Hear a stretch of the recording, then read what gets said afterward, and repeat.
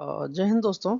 अभी की जो खबर है उसमें हमारे जो chief justice B R Gavai हैं, उनके ऊपर एक लॉयर ने अटैक किया।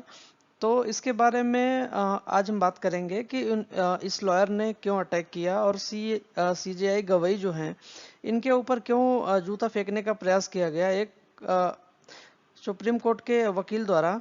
तो इसके बारे में हम बात करेंगे। तो सबसे पहले अगर आपने चैनल को सब्सक्राइब नहीं किया तो सब्सक्राइब कर लीजिए और बेल आइकन को जरूर दबा दीजिएगा ताकि नोटिफिकेशन मिलती रहे।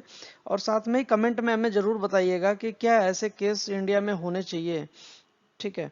तो अगर हम ये मामला क्या है कि मामला है सुप्रीम कोर्ट में जो सीजीआई है, चीफ जस्टिस ऑफ इंडिया, उनके ऊपर जूता फेंकने की कोशिश करी गई है एक एडवोकेट के द्वारा।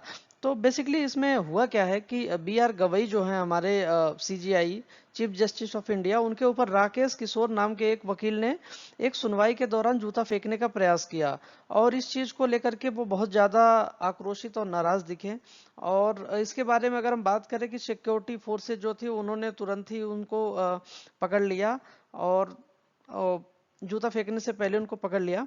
और साथ में ही जो ये टोटल केस क्या है कि सीजीआई गवई जो है वो खजुराहो मंदिर जो है हमारे मध्य प्रदेश के, उसमें किसी विष्णु भगवान की मूर्ति को लेकर के एक सुनवाई का था कि उस पे पूजा को लेकर के था सुनवाई, जिसमें चीफ जस्टिस ऑफ इंडिया ने कुछ निगेटिव पॉइंट्स दिए होंगे, जिसको लेकर के ये जो वकील हैं राकेश किशोर, इन्हें बहुत बुरा लगा और आक्रोशित होकर इन्होंने कोर्ट में चिल्लाना शुरू कर दिया। इन्होंने बोला कि सनातन का अपमान नहीं सहेंगे।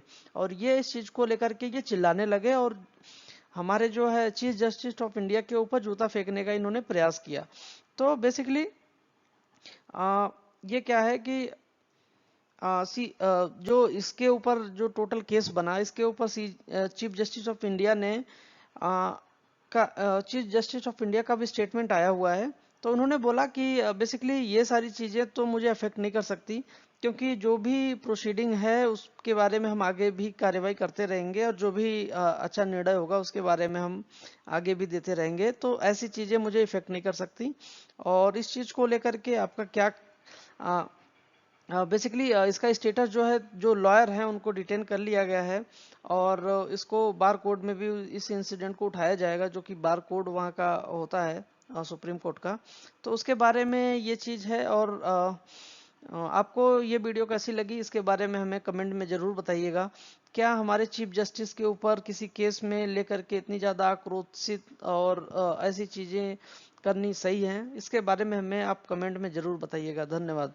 और अगर चैनल को सब्सक्राइब नहीं किया तो चैनल को सब्सक्राइब जरूर करिएगा ताकि ऐसी वीडियो आपको मिलती रहे। धन्यवाद।